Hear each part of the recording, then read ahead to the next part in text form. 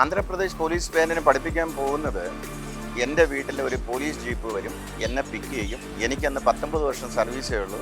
ഈ വായിക്കാനിരിക്കുന്നവരെന്ന് പറഞ്ഞാൽ 25 വർഷം പോലീസ് ബാൻഡിലായവരാണ്. എന്നെ ഭയങ്കര പേടിയായിരുന്നു, കാരണം ഭയങ്കര സ്ട്രിക്റ്റ് ആയിരുന്നു. ഞാൻ കരഞ്ഞുകൊണ്ട് പറഞ്ഞു, സാറേ ഞങ്ങൾ ഫസ്റ്റ് ഗോൾഡ് മെഡൽ അടിച്ചു. ആന്ധ്രാപ്രദേശ് പോലീസ് ബാൻഡിനെ പഠിപ്പിക്കാൻ എനിക്കൊരു സാഹചര്യം കിട്ടിയെന്ന് പറഞ്ഞാൽ, ഞാൻ നേരത്തെ സൂചിപ്പിച്ച പോലെ 89 സർവീസിൽ കയറിയതിന് ശേഷം എല്ലാവരും പറഞ്ഞ് വിൻസെൻ്റ് നല്ല പ്ലെയറാണ് എന്നൊക്കെ പറഞ്ഞപ്പോൾ ഞാനും എന്നിൽ തന്നെ ഒന്ന് കുറേയൊക്കെ പ്രശംസിക്കുകയും അഹങ്കരിക്കുകയൊക്കെ ചെയ്തു. അങ്ങനെ എൻ്റെ ജീവിതയാത്രയിൽ ഒരു മദ്യപാനിയായി തീരാനിടയായി. ഈ മദ്യപാനം വിടുന്നത് 2005 ഞാൻ വിശാഖപട്ടണത്ത് എത്തുമ്പോഴാണ്. അന്ന് കമാൻഡ് മ്യൂസിഷ്യൻ ഓഫീസർ ആയിരുന്നത് കമാൻഡർ SA ആഞ്ചി സാർ എന്ന് പറയുന്ന വ്യക്തിയായിരുന്നു. അതിനുശേഷം 2 വർഷം കഴിഞ്ഞപ്പോൾ PG George, captain PG George അവിടെ വന്നു. ആ സാറ് വന്നതിന് ശേഷം ആ സാറും ഈ ക്യാപ്റ്റൻ ആഞ്ചി സാറും ക്യാപ്റ്റൻ PG ജോർജ് സാറും ബാച്ച്മേറ്റാണ്. അവർ രണ്ടും റിട്ടയർഡ് ആയതിനു ശേഷം കമാൻഡർ VC ഡിക്രൂസ് സാറ് അവിടെ വന്ന് ചാർജ് എടുക്കുകയും, പുള്ളി മദ്യപിക്കത്തില്ല, സിഗരറ്റ് വലിക്കത്തില്ല. അപ്പോൾ പുള്ളി നോക്കിയപ്പോൾ എനിക്ക് അങ്ങനെ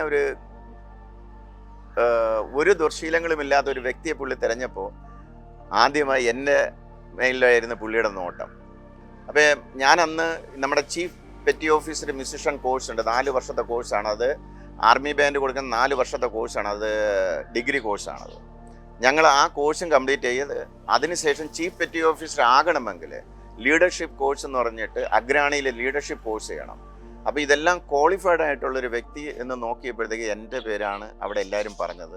അപ്പോൾ എന്നെ വിളിച്ചിട്ട് പറഞ്ഞു, ഇങ്ങനെ വിൻസെൻ്റ് ആന്ധ്രാപ്രദേശ് പോലീസിന് ബാൻഡിനെ പഠിപ്പിക്കണം, പക്ഷെ വിൻസെൻ്റ് പോകണം. അപ്പം ഞാൻ പറഞ്ഞു, സാറേ എനിക്കതിനുള്ള കഴിവൊന്നുമില്ല, ഞാൻ ചെറിയൊരു പ്ലെയറാണ്. ഇല്ല, വിൻസെൻറ്റിന് അത് കഴിവുണ്ട്, വിൻസെൻ്റ് പോകണമെന്ന് പറഞ്ഞു. ഞാൻ ആദ്യം വേണ്ടാന്ന് പറഞ്ഞു. അതിനുശേഷം എന്നെ വിളിച്ചതിന് ശേഷം പറഞ്ഞു, ഞാൻ പറയുന്നത് പോലെ, ഞാൻ എല്ലാ ഗൈഡും ചെയ്യാം, ഞാൻ പറയുന്നത് പോലെ അവിടെ പോയി ചെയ്താൽ മതിയെന്ന് പറഞ്ഞു. അപ്പോൾ എന്നോട് പറഞ്ഞു, ഏതൊക്കെ മ്യൂസിക്കാണ് അത് വായിക്കുന്നത്, എങ്ങനെയാണ്? ഞാൻ പറഞ്ഞു, സാറേ ഈ കോമ്പറ്റീഷൻ എന്ന് പറയുമ്പോൾ ഞാൻ അതിൽ പാർട്ടിസിപ്പേറ്റ് ചെയ്തിട്ടില്ല, അതിനെക്കുറിച്ച് എനിക്ക് യാതൊരു ഐഡിയയും ഇല്ല. വിൻസെൻ്റ് എല്ലാവരും ഇങ്ങനെ തന്നെയാണ്, ഇതൊരു ഗോൾഡൻ ചാൻസ് ആണ്. വിൻസെൻറ്റിന് ഇങ്ങനെ ഒരു ചാൻസ് കിട്ടണമെങ്കിൽ ഇനിയും 5-6 വർഷം കഴിയും. ഇത് ദൈവമായിട്ടൊരു അവസരം തരികയാണ്. വിൻസെൻ്റ് ഇത് നന്നായി വിനിയോഗിക്കുക. വിൻസെൻറ്റിന് ഒരു ഇൻചാർജായി പോയി കഴിഞ്ഞാൽ വിൻസെൻ്റ് എങ്ങനെ അവരെ പഠിപ്പിച്ച് കൊണ്ടുവന്ന് പെർഫോം ചെയ്യും, ഇത്രയേ ഉള്ളൂ എന്ന് പറഞ്ഞു. അപ്പോൾ എനിക്ക് ബൈബിളിലെ ഒരു സ്റ്റോറി പെട്ടെന്ന് എനിക്ക് ഓർമ്മ വന്നു. അതായത് അഹ്റോൻ്റെ അടിമത്തത്തിൽ നിന്ന് ഇസ്രായേൽ ജനത്തെ മോചിപ്പിക്കാൻ വേണ്ടി മോശയോട് ദൈവം സംസാരിച്ചപ്പോൾ മോശ ആദ്യം പറ്റില്ല, ഞാൻ വിക്കനായ മോശയാണ്, എനിക്ക് അഹ്റോനോട് പോയി സംസാരിക്കാൻ പറ്റില്ല എന്ന് പറഞ്ഞപ്പോൾ ദൈവം അവിടെ ഒരു വാക്ക് പറയുന്നുണ്ട്, ഞാൻ നിന്നെ തിരഞ്ഞെടുക്കുന്നു, നീ പോയിക്കൊള്ളുക, അവിടെ എത്തുമ്പോൾ അവിടെ എന്ത് ചെയ്യണമെന്ന് ഞാൻ നിന്നോട് പറഞ്ഞു തരും. ആ ഒരു സ്റ്റോറി എൻ്റെ മനസ്സിൽ വരികയും ഞാൻ പറഞ്ഞു, ഞാൻ പോകാമെന്ന് പറഞ്ഞു. അപ്പോൾ 24 കിലോമീറ്റർ ഉണ്ട് അവിടെ എത്തിച്ചേരാം എൻ്റെ യൂണിറ്റിൽ നിന്ന്. പോകുന്ന വഴിക്ക് പുള്ളി എന്നോട് പറഞ്ഞു, Vincent you are fully capability പേഴ്സണാണ്, വിൻസെൻറ്റിനെ കൊണ്ട് പറ്റും, അവരെ കൺട്രോൾ ചെയ്യണം, പഠിപ്പിച്ചാൽ മാത്രം പോരാ. 35 പേരാണ് ആ ടീമെന്ന് പറയുന്നത്. കോൺസെപ്റ്റ്, അതായത് കോമ്പറ്റീഷൻ ബാൻഡ് എന്ന് പറയുന്നത്, ഇല്ലെങ്കിൽ മിനിമം കോൺസെർട്ട് ബാൻഡ് എന്ന് പറഞ്ഞാൽ എല്ലാ ഇൻസ്ട്രുമെൻറ്റേഷനും വെച്ച് നോക്കുമ്പോൾ 34-35 പേര് വേണം. ആ ഒരു ഗ്രൂപ്പാണ്. ആ ഗ്രൂപ്പിനെ നീ നന്നായി പഠിപ്പിച്ചെടുക്കണമെന്ന് പറഞ്ഞു. ഈ ആന്ധ്രാപ്രദേശ് പോലീസ് ബാൻഡിനെ പഠിപ്പിക്കാൻ പോകുന്നത് ഞാൻ താമസിക്കുന്ന, ഇല്ലെങ്കിൽ എൻ്റെ യൂണിറ്റിൽ നിന്നും അവർ വന്ന് പ്രാക്ടീസ് കൊടുക്കേണ്ട സ്ഥലം 24 കിലോമീറ്ററാണ്. അപ്പോൾ അവിടെ നിന്ന് എൻ്റെ വീട്ടിൽ ഒരു പോലീസ് ജീപ്പ് വരും, എന്നെ പിക്ക് ചെയ്യും, എല്ലാ ദിവസവും രാവിലെ കൊണ്ടുപോകും.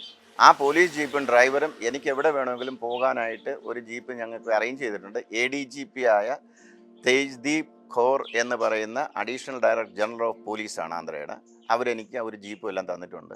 അങ്ങനെ ഞാനും ആദ്യമായി പോകുമ്പോൾ ഞാനും ഈ കമാൻഡർ ഡിക്രൂസ് സാറുമായിട്ട് പോകുമ്പോൾ ഡിക്രൂസ് സാർ എന്നോട് പറഞ്ഞു, വിൻസെൻ്റ് ഇങ്ങനെ ഇത് നല്ലൊരു ഗോൾഡൻ ചാൻസ് ആണ്, നിൻ്റെ കഴിവ് അവിടെ തെളിയിക്കുക എന്ന് പറഞ്ഞു. ഞാൻ പറഞ്ഞു, സാറേ I will try my best. അപ്പോൾ അവിടെ എത്തി 35 പേരുമായി കണ്ടു, സംസാരിച്ചു. എനിക്കന്ന് 19 വർഷം സർവീസേ ഉള്ളൂ. ഈ വായിക്കാനിരിക്കുന്നവരെന്ന് പറഞ്ഞാൽ 25 വർഷം പോലീസ് ബാൻഡിലായവരാണ്. നല്ല പ്രായവും വളരെയധികം നല്ല വായിക്കുന്നവരുമാണ്. പക്ഷേ അവർക്ക് വെസ്റ്റേൺ നോട്ട്സുമായിട്ട് വളരെ ടച്ച് ഇല്ല.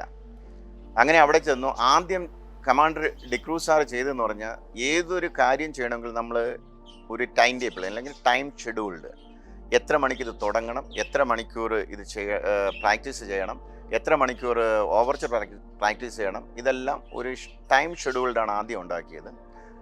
1.5 മണിക്കൂർ ഇൻസ്ട്രുമെൻസിൻ്റെ വാമപ്പ് ഇല്ലെങ്കിൽ എക്സസൈസ്, ടങ്കിങ്, അങ്ങനെ ഒത്തിരി നമ്മുടെ സ്കെയിൽ പ്രാക്ടീസ് ചെയ്യണം.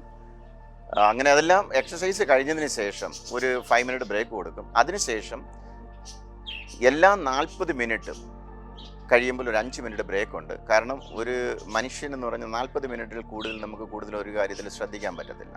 അപ്പം 40 മിനിറ്റ് എന്നുള്ള ഒരു ടൈം ഷെഡ്യൂൾ സ്ലോട്ട് ആക്കിയതിന് ശേഷം നമ്മളെ സബ്ജക്റ്റ് എന്താണോ, പിന്നെ ടോപ്പിക് എന്താണ്, ആരാണത് പഠിപ്പിക്കുന്നത് എന്നൊക്കെയുള്ളൊരു ട്രെയിനിങ്, ഒരു ലോഗ് ബുക്ക് ഉണ്ടാക്കിയതിന് ശേഷം അതെല്ലാം ഓരോ ദിവസം അപ്ഡേറ്റ് ചെയ്യണം. ഇതെല്ലാം പുള്ളിയെ കൊണ്ട് കാണിക്കുകയും വേണം. അങ്ങനെ ഞങ്ങൾ ഈ ട്രെയിനിങ് ഷെഡ്യൂൾഡ് അറേഞ്ച് ചെയ്തു. അതിനുശേഷം പ്രാക്ടീസ് തുടങ്ങി. സത്യത്തിൽ പറഞ്ഞു കഴിഞ്ഞാൽ അവരാരും ഇഷ്ടപ്പെടുന്നില്ലായിരുന്നു. കാരണം വളരെ ടഫ് ട്രെയിനിങ് ആയിരുന്നു. വൈ? ബിക്കോസ് ഒന്നുമില്ലായ്മയിൽ നിന്ന് എന്നെ ദൈവം അവിടെ അയച്ചപ്പോൾ, ഞാൻ നേരത്തെ സൂചിപ്പിച്ചതുപോലെ, ഇത് ദൈവം എന്നെ ഏൽപ്പിച്ചൊരു ജോലിയാണ്. അപ്പം ഞാൻ വിശ്വസ്തനായി നിൽക്കേണ്ടത് മനുഷ്യൻ്റെ മുമ്പിലല്ല, ദൈവത്തിൻ്റെ മുൻപിലാണ്. സോ ഞാൻ ഒരു സെക്കൻഡ് പോലും അവിടെ വേസ്റ്റ് ചെയ്യത്തില്ലായിരുന്നു. അപ്പോൾ ഈ 35 പേരും താമസിക്കുന്നിടത്ത് അവർക്ക് ഫുഡ് ഉണ്ടാക്കി കൊടുക്കാൻ അവിടെ ആളുണ്ട്. അപ്പം എനിക്കും അവിടെ നിന്ന് മെസ്സിൽ നിന്ന് ആഹാരം കഴിക്കാം. ബട്ട് എനിക്ക് ചില പ്രിൻസിപ്പിളുണ്ട്. ഞാൻ അവിടെ നിന്ന് ഒരു ദിവസം പോലും അവരുടെ ഭക്ഷണം കഴിക്കാൻ ഞാൻ ആഗ്രഹിച്ചില്ല, കഴിച്ചുമില്ല. ഞാൻ എല്ലാ വെള്ളിയാഴ്ചയും ഫാസ്റ്റിംഗ് ആയിരിക്കും. ഉച്ചവരെ ഒന്നും കഴിക്കത്തില്ല. വൈകിട്ട് മാത്രമേ ഞാൻ എന്തെങ്കിലും കഴിക്കത്തുള്ളൂ. അപ്പോൾ അവരെല്ലാം ഇങ്ങനെ എന്തെങ്കിലുമൊക്കെ കൊണ്ടുതരും, ഓരോ അവരുടെ ബർത്ത്ഡേ എന്തെങ്കിലും. അങ്ങനെ അവർ മനസ്സിലാക്കി ഇവനൊരു വിശ്വാസിയാണ്, ഇവനൊന്നും കഴിക്കത്തില്ലെന്നൊക്കെ വിചാരിച്ചു. ഉച്ചയ്ക്ക് ഞാൻ എൻ്റെ വീട്ടിൽ നിന്നാണ് ഭക്ഷണം കൊണ്ടുപോകുന്നത്. ഓരോ 40 മിനിറ്റ് കഴിയുമ്പോൾ 5 മിനിറ്റ് എന്ന് പറഞ്ഞല്ലോ, എൻ്റെ ഒരു വിസിലുണ്ട്. വിസിലടിച്ചു കഴിഞ്ഞാൽ അവരെന്നെ ഓടി വന്ന് ഇരിക്കും. അത് എന്നെ ഭയങ്കര പേടിയായിരുന്നു. കാരണം ഭയങ്കര സ്ട്രിക്റ്റ് ആയിരുന്നു ഞാൻ. അത് കഴിഞ്ഞതിന് ശേഷം ഒരാഴ്ച കഴിഞ്ഞപ്പോൾ പറഞ്ഞു, സാറേ ഞങ്ങൾക്ക് ഇത് പഠിക്കാനൊന്നും പറ്റത്തില്ല, ഇത് ഞങ്ങളുടെ പോലീസ് ബാൻഡാണ്, ഇത് നേവി ബാൻഡൊന്നുമല്ല, ഇത്രയും ടൈറ്റ് ട്രെയിനിങ് ഒന്നും ഞങ്ങൾക്ക് പറ്റത്തില്ല. ഞാൻ ഒറ്റ വാക്കേ പറഞ്ഞു, if you want learn properly. നിങ്ങൾക്ക് ഇല്ലെങ്കിൽ നിങ്ങൾ വച്ചിട്ട് പോവുക, ഇല്ലെങ്കിൽ നിങ്ങളുടെ മേലധികാരികളോട് പോയി സംസാരിക്കുക. അങ്ങനെ അവർ മേലധികാരികളോട് സംസാരിച്ച് അവർ പറഞ്ഞ് വിൻസെൻ്റ് തന്നെ കണ്ടിന്യൂ ചെയ്യുമെന്ന് പറഞ്ഞ് ഒരു 15 ദിവസത്തോളം അവർ അൺസാറ്റിസ്ഫൈഡ് ആയിരുന്നു. അങ്ങനെ ഒരു അവരുടെ ഇൻചാർജ് എന്ന് പറയുന്നത് ഇത്തിരി ലേസി, അതായത് ഒരു സ്ലാക്നെസ് ആറ്റിറ്റ്യൂഡാണ്. പുള്ളിക്ക് അങ്ങോട്ട് മുന്നോട്ട് വരണമെന്ന് താല്പര്യമില്ല. അങ്ങനെ ഒരു വലിയൊരു സ്ട്രിക്റ്റ് ആയിട്ട് ഞാൻ പുള്ളിയെ in front of the full ബാൻഡിൻ്റെ മുമ്പിൽ ഞാൻ ഇത്തിരി ഇൻസൾട്ട് ചെയ്ത് സംസാരിക്കേണ്ടി വന്നു. കാരണം പുള്ളി എന്നാലേ അത് പുള്ളി ഒന്ന് നേരെ ആകുമെന്ന് വെച്ചിട്ട്. അങ്ങനെ ഞാൻ അന്ന് അവരെല്ലാവരും എൻ്റെ എഗെയിൻസ്റ്റായി. അപ്പോഴും ഞാൻ ആ ഉച്ചയ്ക്കൊന്നും കഴിക്കാതെ വളരെ ഭാരത്തോട് ഞാനിങ്ങനെ ഗ്രൗണ്ടിൽ ദൈവത്തോട് ഇങ്ങനെ ചോദിച്ചു, ദൈവമേ സത്യസന്ധമായി പഠിപ്പിക്കണം, എല്ലാം ചെയ്തു, എനിക്ക് അവരാരും എന്നെ സ്നേഹിക്കുന്നില്ല എന്ന് പറഞ്ഞ് കുറേ നേരം കഴിഞ്ഞ് ഞാൻ ഭക്ഷണമൊന്നും കഴിച്ചില്ല. തിരിച്ചു വന്നപ്പോൾ ഞാൻ പറഞ്ഞു, എനിക്കൊരു വാക്ക് നിങ്ങളോട് സംസാരിക്കണം. അവർ പറഞ്ഞു, എന്നെ വേണ്ട, ഇനി ഞങ്ങളുടെ മുമ്പിൽ വരണ്ടെന്ന് പറഞ്ഞതാണ്. അതിനുശേഷം ഞങ്ങളൊരു കുടുംബമാകുമ്പോൾ പല പ്രശ്നങ്ങളും ഉണ്ടാവും. അങ്ങോട്ടും ഇങ്ങോട്ടും ക്ഷമിക്കത്തില്ലയോ എന്ന് പറഞ്ഞ് കൈകൂപ്പി അവരോട് ഞാൻ ക്ഷമ ചോദിച്ചു. ഞാൻ പോകാൻ നേരമായപ്പോൾ അവിടുന്ന് സീനിയർ പ്ലെയർ തന്നെ എന്നെ വന്ന് മാറോട് ചേർത്ത് പിടിക്കുകയും, ഇല്ല വിൻസെൻ്റ് സാറ് മതിയെന്ന് പറഞ്ഞു. അതിനുശേഷം 15 ദിവസം വളരെ കഠിനമായ അധ്വാനമായിരുന്നു. അവർ പറയുന്നത് പോലെ കേട്ടു. അപ്പോൾ സിറ്റിംഗ് പ്രോഗ്രാം എന്ന് പറഞ്ഞാൽ ഓവർച്ചറാണ്, പോയിന്റ് ആൻഡ് പെർസെൻ്റ് എന്ന് പറയുന്നത്. മാർച്ചിങ് എന്ന് പറഞ്ഞാൽ 2 കിക്ക് മാർച്ചും 1 സ്ലോ മാർച്ചുമാണ്. അത് കിക്ക് മാർച്ച് എന്ന് പറഞ്ഞാൽ സെമ്പർ ഫിൽഡീസ് എന്ന് പറഞ്ഞ മാർഷൽ മ്യൂസിക്കും, വോയിസ് ഓഫ് ദി ഗൺ എന്ന് പറഞ്ഞ മാർഷൽ മ്യൂസിക്കും, ബൈലൻഡ് ആൻഡ് സി എന്ന് പറഞ്ഞ സ്ലോ മാർച്ചും. ഇത് ഞങ്ങൾ റെഗുലറായിട്ട് പ്രാക്ടീസ് ചെയ്തു. അങ്ങനെ ഇവിടെ നിന്ന് പോയി ആ ADGP assistant director general of police Tejdeep Gaur ഞങ്ങളുടെ ബാൻഡ് വന്നു എന്ന് പറഞ്ഞ് അവരെന്താണ് പഠിച്ചതെന്ന് കേൾക്കാൻ വന്നപ്പോൾ പുള്ളിക്കാരി ശാരീരികമായി ക്ഷീണത്തിലായിരുന്നു എന്ന് പറഞ്ഞു. ഇത് വായിച്ച് കേട്ടപ്പോൾ അവർ ചാടി എണീറ്റിട്ട് ആദ്യം പറഞ്ഞെന്ന് പറഞ്ഞാൽ, എൻ്റെ പനിയെല്ലാം മാറി, എൻ്റെ ബാൻഡ് ഇത്രയും വായിക്കുമെന്ന് ഞാൻ പ്രതീക്ഷിച്ചില്ല എന്ന് പറയാനിടയായി. അന്ന് ഞാൻ അറ്റ് ഹോം ഫംഗ്ഷനിൽ ഞാൻ ബോംബെയിലായിരിക്കുകയായിരുന്നു. അതായത് നമ്മുടെ കമാൻഡർ ഇൻ ചീഫിൻ്റെ വീട്ടിൽ പ്രോഗ്രാം ഇരിക്കുമ്പോൾ അവിടെ നിന്നൊരു കോള് വന്ന്, സാറേ മാഡം വളരെ സന്തോഷത്തിലാണ്, ഞങ്ങൾക്ക് 5 സ്റ്റാറിൽ നിന്ന് ഫുഡ് ഓർഡർ ചെയ്തു, പിന്നെ ഞാൻ സാറിനെക്കുറിച്ച് പറഞ്ഞു, അങ്ങനെ സാറിന് ഒരു ചെക്ക് എഴുതി വെച്ചിട്ടുണ്ടെന്ന് പറഞ്ഞു. എന്നോട് നേരത്തെ ഇൻഫർമേഷൻ തന്നു. ഞാൻ പറഞ്ഞു, എനിക്ക് നിങ്ങളുടെ ചെക്കല്ല വേണ്ടത്, നിങ്ങൾ പോകുമ്പോഴൊക്കെയും പ്രാർത്ഥിക്കുക. ഞാൻ എപ്പോഴും ക്ലാസ് തുടങ്ങുമ്പോൾ 1 മിനിറ്റ് സൈലൻറ്റ് പ്രാർത്ഥനയായിരിക്കും. ഈ പ്രാർത്ഥന നിങ്ങൾ അവിടെ എത്തുമ്പോഴും പ്രാർത്ഥിച്ച് ഇത് തുടങ്ങാവൂ എന്ന് ഞാൻ അവരോട് അപ്പോഴും ഞാനത് പറഞ്ഞു. അവരവിടെ ചെന്നു, പ്രാക്ടീസ് എല്ലാം തുടങ്ങി. എപ്പോഴും ഞാൻ പറഞ്ഞത് അവർ പ്രാർത്ഥിച്ച് തന്നെ തുടങ്ങിയതെന്ന് പറഞ്ഞു. അതിനുശേഷം അവിടെ എത്തിയതിന് ശേഷം എന്നോട് കോമ്പറ്റീഷൻ കഴിഞ്ഞതിന് ശേഷം ആഞ്ചി സാർ എന്നെ വിളിച്ച് പറഞ്ഞു, Vincent, I'm proud of you Vincent, നന്നായി പഠിപ്പിച്ച് വിട്ടിട്ടുണ്ടെന്ന് പറഞ്ഞു.